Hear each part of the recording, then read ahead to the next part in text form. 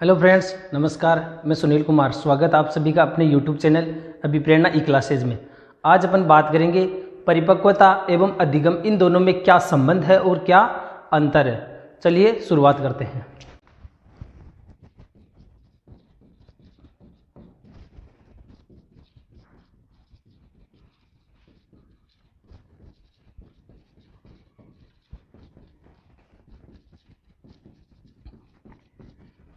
परिपक्वता और अधिगम दोनों एक दूसरे से अंतर संबंधित है, यानी दोनों, सबसे महत्वपूर्ण विशेषता तो यह दोनों एक दूसरे से जुड़ी हुई है, लेकिन ये दोनों ही है, वो अलग अलग नहीं है। परिपक्वता अधिगम के बिना भी संभव है, लेकिन अधिगम परिपक्वता के बिना संभव नहीं है। तो इसमें पहले अपन 2-3 कथन लिख लेते हैं। इसमें परिपक्वता का जो संप्रत्यय है, सबसे पहले गेसेल ने दिया था।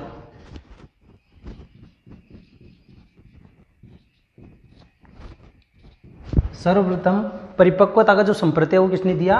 गेसेल ने। अब इन दोनों के संबंध की बात करते हैं। परिपक्वता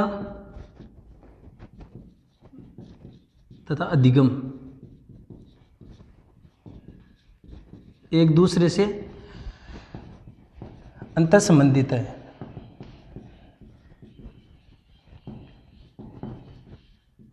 लेकिन दोनों एक दूसरे की पूरक नहीं है। ये सबसे महत्वपूर्ण बात ध्यान रखने वाली है कि परिपक्वता एवं अधिगम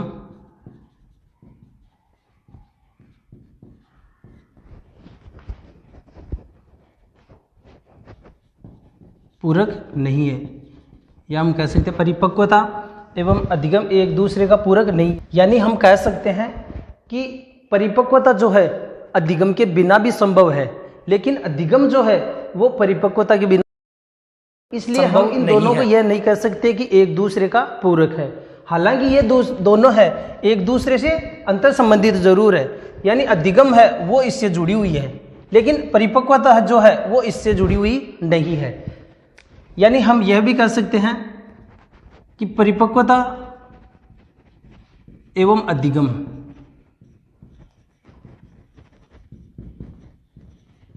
स्वतंत्र नहीं है, स्वतंत्र नहीं है, यानी दोनों अलग अलग नहीं है, ये एक दूसरे से क्या है? जुड़ी हुई है। लेकिन अधिगम के लिए क्या होना जरूरी है? परिपक्वता का होना जरूरी है। अगर परिपक्व नहीं है तो वैसी स्थिति में अधिगम भी संभव नहीं है, लेकिन यहाँ पे परिपक्वता जो है वो बिना अधिगम के भी संभव है। परिपक्वता की और इस अधिगम, इन दोनों के अंतर की बात करते हैं अपन। परिपक्वता एवं अधिगम, इन दोनों में क्या बात कर रहे हैं अपन? इन दोनों के अंतर की बात कर रहे हैं अपन। पहला है इसमें परिपक्वता जो है स्वाभाविक रूप से चलने वाली प्रक्रिया है। परिपक्वता क्या है? स्वाभाविक रूप से चलने वाली प्रक्रिया है, जबकि अधिगम जो है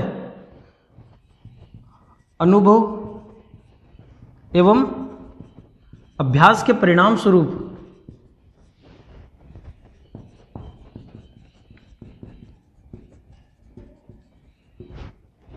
होने वाला परिवर्तन है।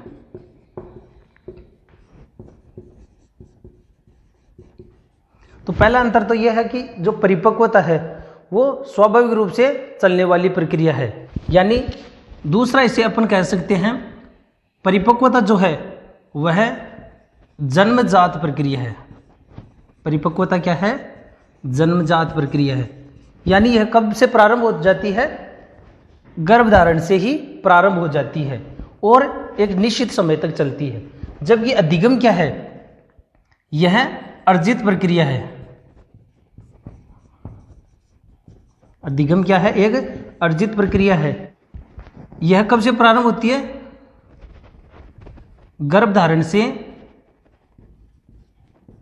एक निश्चित समय तक, निश्चित समय तक, यानी अपन कह सकते हैं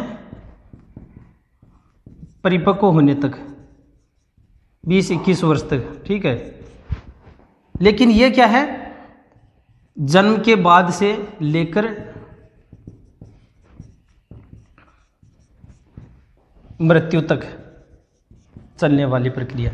तो यह भी एक महत्वपूर्ण अंतर है कि परिपक्वता जो है गर्भधारण के समय से ही प्रारंभ हो जाती है और एक निश्चित समय तक ही चलती है परिपक्वता, जबकि अधिगम जो है जन्म के बाद से प्रारंभ होता है और मृत्यु तक चलने वाली एक प्रक्रिया है।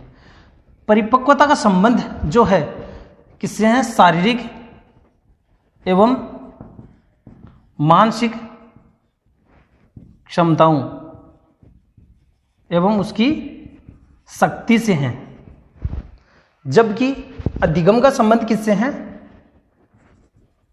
बालक को मिलने वाले अनुभवों से। अधिगम का संबंध किससे है? अनुभवों से। नेक्स्ट है अगला जो अंतर है महत्वपूर्ण, मैंने पहले भी बात की थी कि परिपक्वता जो है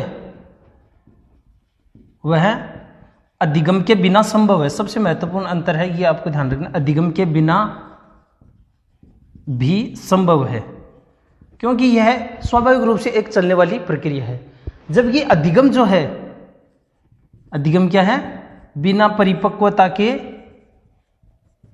संभव नहीं है। अगर बालक परिपक्व ही नहीं है, वैसी स्थिति में अगर उसके स्तर से ज़्यादा की कोई चीज़ अगर उसको अधिगम कराया जाएगा, उसको सिखाया जाएगा, तो वो चीज़ संभव नहीं है, या अपन कह सकते हैं वो कुछ समय तक ही रहेगी, बाद में वापस वो विस्मृत हो जाएगी, यानी वो अस्थायी रहेगी। जबकि अधिगम की जो महत्वपूर्ण विशेषता है व्यवहार में होने वाला अपेक्षाकृत स्थायी परिवर्तन। तो बिना परिपक्वता के कारण हमारे व्यवहार में जो परिवर्तन होते हैं वो कैसे होते हैं? अस्थायी होते हैं। आगे है परिपक्वता और अधिगम में महत्वपूर्ण अंतर। परिपक्वता की प्रक्रिया क्या है? अनैच्छिक प्रक्रिया है। परिपक्वता क्या है? एक अनैच्छिक प्रक्रिया है, यानी इस पर हमारी इच्छा का कोई प्रभाव नहीं पड़ता है। इच्छा का प्रभाव नहीं पड़ता है, जबकि अधिगम एक ऐच्छिक प्रक्रिया है। अधिगम क्या है? एक ऐच्छिक प्रक्रिया, यानी इस पर हमारी इच्छाओं का प्रभाव पड़ता है।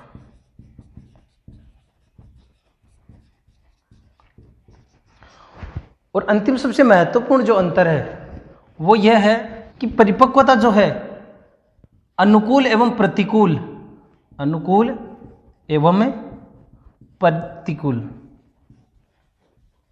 दोनों परिस्थितियों में संभव है।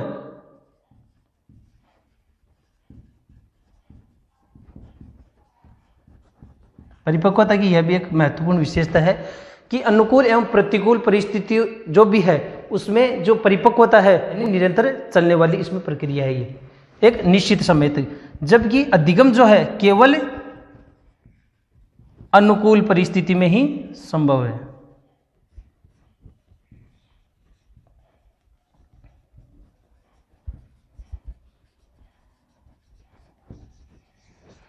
तो ये था अपना अधिगम एवं परिपक्वता, इन दोनों में संबंध और अंतर। ये एक सामान्य लगने वाली प्रक्रिया है, लेकिन इन सब के बारे में अपन को जानना बहुत जरूरी है। जब तक इन चीज़ों को अपन नहीं जानेंगे तब तक हम इन चीज़ों को केवल रट सकते हैं। तो वापस मैं थोड़ा सा एक्सप्लेन करना चाहूँगा कि सबसे पहले इसकी जो संप्रत्यय वो किसने दिया था? परिपक्वता का जो संप्रत्यय वो गेसेल ने दिया था।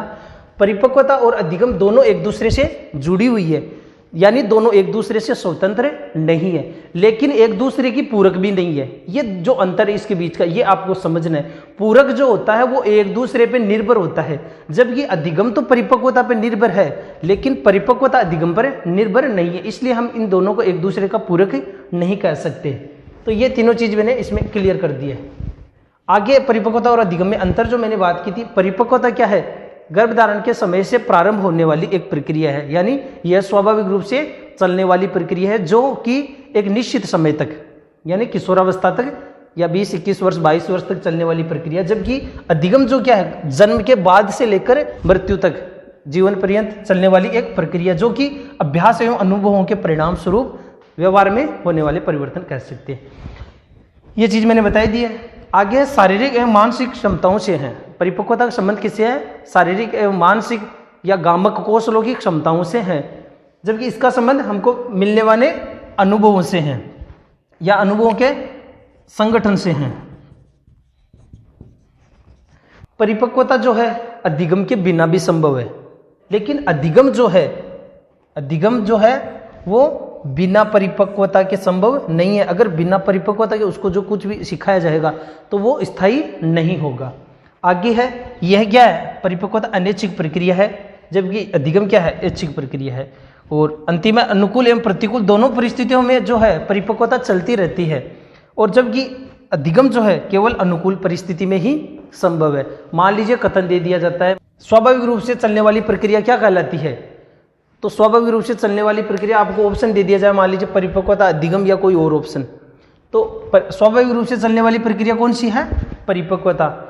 या अपन कह सकते हैं कौन सी, जैसे मान लीजिए अनुकूल एवं प्रतिकूल परिस्थितियों में संभव है, तो केवल जो परिपक्वता है वही दोनों परिस्थितियों में संभव है। तो क्वेश्चन कैसे भी आ सकता है। तो ये था आज अपना परिपक्वता अधिगम में संबंध और अंतर। धन्यवाद।